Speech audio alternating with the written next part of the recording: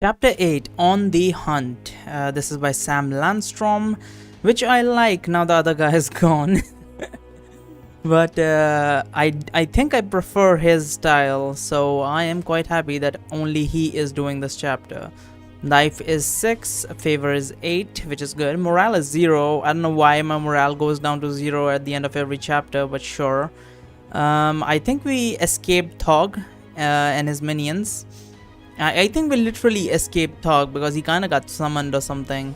I don't know if they can actually come down to the lower realms, but I don't think they can. But I'm guessing it probably sent one of its tentacles down here. But regardless, so we're outside with Bonebrow, and we are at the moment currently trying to figure out where the imposter is and see if we can take control of the command of the city guard before the imposter takes the command of the city guard. But we'll see. I presume you'll be mustering all your men and we'll be ripping that temple down before the sun rises, you say, and pike the heads of all those who call themselves servants of Thogs. Bonebrow frowns. Imagine the other Bonebrow has other plans for his men. The two of you speak in hushed tones as you briskly walk through the streets of the outer ring. It should not be difficult to prove who the real captain of guard is, you say. Challenge the imposter to a test of memory. Bonebrow chuckles. I'm sure these imposters are prepared for when their double shows up. I wager they would not live long otherwise. The one who walks as me is among the most powerful of her order. You're not sure how Bonebrow knows the relative power of these priestesses. As naked bald women, they look largely the same to you. You're supposed to be dead, you point out. Imagine her surprise when she sees you. No doubt she'll spoil her illusionary trousers. I would enjoy seeing that, says Egra in your mind. I think it's wise to slay the priestess outright, without any tests or dangerous confrontation, says Bonebrow, rattling the chain links of his flail. I mean, that is correct, considering they do go back to normal when they die. Remember the priestess that took your face? Once slain, she presumed her native form. That will be our proof. Excellent counsel, Captain, you say, spoken like a true soldier. Thog enjoys deception as much as you and your father. Seems you ought to get along better than you do. You say in your mind. Thog is a thug. I thought Thog was a female.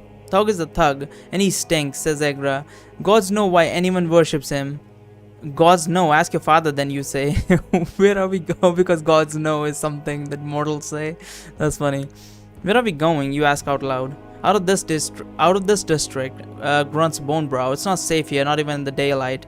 After that, you ask, what is our plan to deal with the imposter? I will have your thoughts on it, says Bonebrow, rubbing his forehead. With the way the night has gone, I would rather concentrate on the step in front of me, not the next. Alright. Do you not see how this man's vitality has leaked away, says Egra, thanks to those miscreants of Thog having their way with him?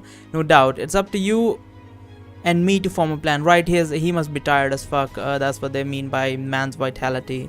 What do you suggest then, you say? Well, I agree with your contest suggestion, says Egra. Only I believe that a dancing competition would be better. Since a contest would favor our side and provide needed amusement to everyone, especially me. I cannot imagine that Thog emphasizes dance training with his acolytes, and if he does, I'm sure it is a terrible thing to behold. What makes you think Bonebrow can dance any better, you ask? She laughs. Egra's not taking this seriously, so you're on your own. A few thoughts come to you. You could go find Kriya. She has a serious mind and knows Bonebrow. Maybe she can aid your search with her magic. On the other hand, there's a good chance that the imposter went to the barracks to find his soldiers. You could head straight there and find out if anyone has seen the captain.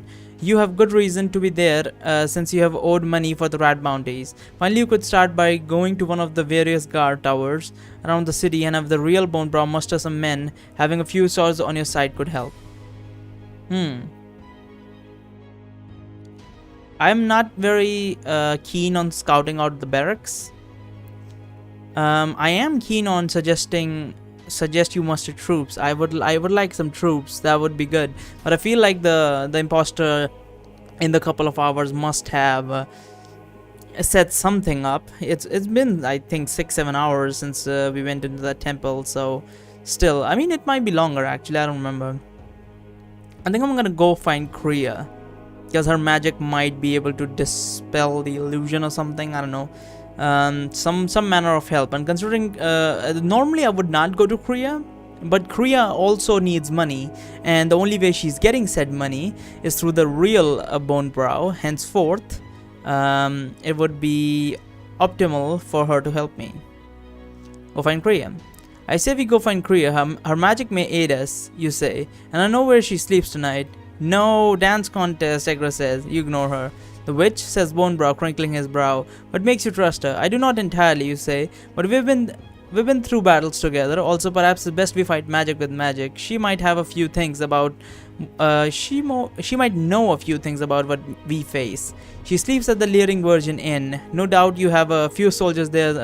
There's few soldiers there, relaxing. There we can pick up a wizard and a few strong sword arms. If she has secured the barracks, then this will do us little good, says Bone Brow. I would rather learn where the imposter is and have a clue to her intention before tipping her hand. Bone Brow, the imposter likely knows you are free. The entire Temple of Thog knows this, you say. Nonetheless, I will not risk turning my men against each other, says Bone Brow. If she knows I am free, she will expect me to take men under my command. He looks pointedly at you. Reconnaissance first. Seriously, you say, dropping any formality reserved for a man of Bone Brow stature. Reconnaissance? Seems like a tragic misuse of my talents. Wait, what? He does reconnaissance. He's a thief, right? So he should be able to do it. He stops and looks you dead in the eyes. Without thinking, he takes a step back. I may be weary, but don't forget whom you're speaking to, he says. You nod. As a start, he continues, I expect the imposter went straight to the barracks to fortify her power. You will go there. You owe me bounty for the rats we slew, you say. That's what I'll tell them when I ask about you. Wait, what? Oh, right, so we are gonna go in and we're gonna be, because the priestess should not know about us in particular, and we couldn't go ask for a bounty as well. So that was not even an option. Alright. You owe me bounty for rats we slew, you say. That's what I'll tell them when I ask about you. Bone Brow smiles. You're happy the tension is subsiding. You can smile all you want, you say, with a mock indignation. For fuck's sake, why do these words make me go fucking insane? I'm getting paid and I'm still counting the scars for those beasts. I was without flaw before I met you. Oh, that's funny. You both start laughing. Okay, the imposter will not know my face, you say. She departed before I was captured, but what if the Temple of Thog sends out a description of me? I have a face that is difficult to forget. Bone Brow shrugs. Better hurry then, before the whole city knows you. He pauses and looks you over. Even with a good cover story, you will need to hide that. Bone Brow points at your bare chest with the holy symbol of Aletheia glinting in the light of the nearby street lamp. He strips off his tunic and hands it to you. You put it on. It has the musky scent of sweat. Fuck's sake, why do you need to point that out? If I had not just witnessed you fighting prowess and speed, I would think you are an ill man, you say, nodding at Bone Brow's now naked torso. The skin has the color of a corpse. I have felt better, says Bone Brow as he inspects himself. Perhaps one of my wounds has begun to fester. Not likely, you think. You have seen many battle wounds thanks to your time with Lord Willington's army. Bone Brow's cuts and bruises do not appear very serious. It's too soon for infection to manifest. No doubt Bone Brow knows this better than you do. You're the captain of the guards, you say. Is there a garrison nearby for you to find healing? My men have no permanent quarters in this part of the city, he says, a note of disgust in his voice. Are we in the middle ring? I think we're in the outer ring, right? Yeah, we are in the outer ring. Okay.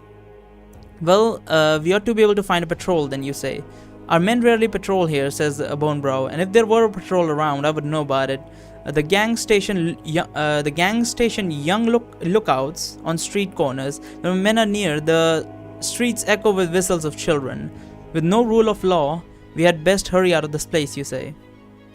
Okay. The two of you quicken your pace. Egra hums a song in your mind as you go, perhaps out of boredom. Bone Brow is a few steps ahead. His flail is at the ready. His breathing is labored. I mean, it must be so fucking weird. Like, if you look out your window, if you were living in this part and you look out your window, you see two dudes. One of them who looks like a goddamn corpse with a fucking flail in his hand, for fuck's sake, and the other one probably has a sword or like a knife or something. That's ridiculous, man. Must be difficult parts to be living in. His breathing is labored. Yeah, he must be tired as fuck. But he can't even rest, because if he does rest, then the imposter would have more time to establish her rule. That would be unfortunate. The streets are largely dark thanks to the few street lamps. You're surprised there are any at all. You haven't noticed now how dirty this neighborhood was during your rooftop journey into this place. Now that you're at street level, with Leering Virgin Inn is in the outer ring, right?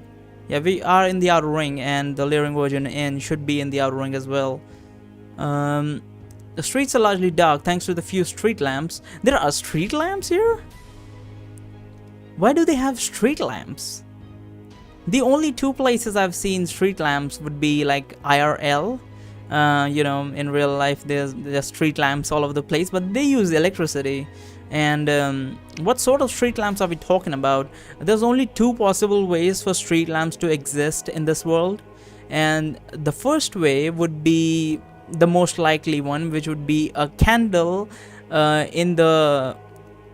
a candle that is long enough or like big enough to continuously provide light throughout the night, and then someone comes in the morning and changes out the candle each and every day.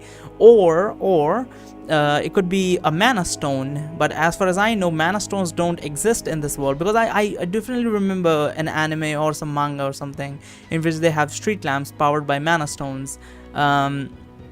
But mana stones, so far I don't think I've seen even a single mana stone in this world. And even if mana stones exist, I'm pretty damn sure they're super rare if they do exist.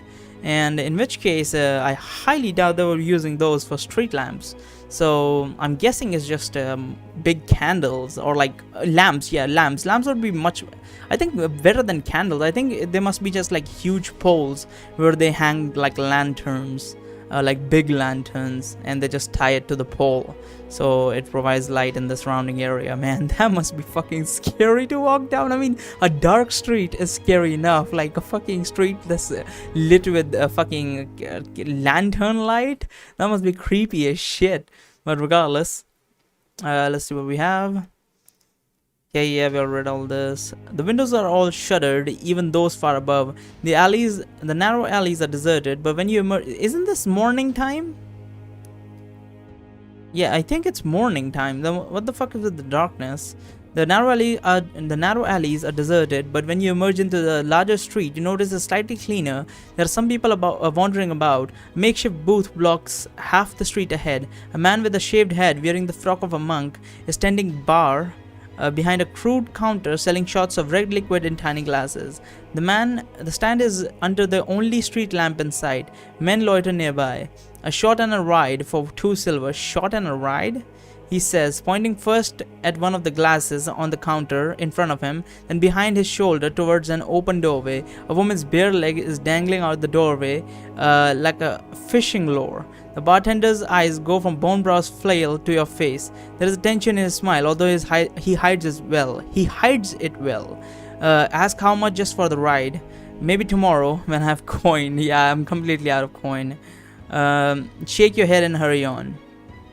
You don't like this bartender's smile. Certainly, they know you're not from around here. Perhaps they mean to rob you. I think they're just scared of us because we're roaming around with a flail. So they just think they are probably doing proper business and we are just some thugs. But regardless, you don't like the bartender's smile. Certainly, they know you're not from around here. Perhaps they mean to rob you. Best to keep close to Bonebrow and not linger. You shake your head quickly at the bartender, then turn your eyes straight ahead. You tighten your grip on your mace. Oh, I have a mace. Okay. Bonebrow quickens his steps. Soon the two of you are down the street, away from the dangling leg and the loitering men. Yeah, they might not actually be doing a fair business, I'm guessing. As you hurry along, you think you can see a hitch in the Bonebrow. You can see a hitch in Bonebrow's stride. I think he's just yeah, he might be tired as fuck. He's doing his best to hide his growing infirmity, keeping his back rail straight. Some people whisper as you pass. You think you hear the word captain. You're not sure if people recognizing Bonebrow would make you more or less safe. You wager the latter, since Bonebrow is certainly not announcing himself. You're so preoccupied with Bonebrow that you didn't notice the dice game in a nearby alley until you have full view of the players. They look up, their faces illuminated by a orange flicker of the lantern on the cobblestone street, resembling hunched devils. One of the men glances up at you, then returns his attention to the game. Perhaps that is how I can make coin to pay off House Ruda here. How much coin do we have to pay to House Ruda here, by the way? Like, how much exactly? You say to Egra, do you know any tricks for dice? I invite you to find out. That's probably not a good idea, I would say. She says,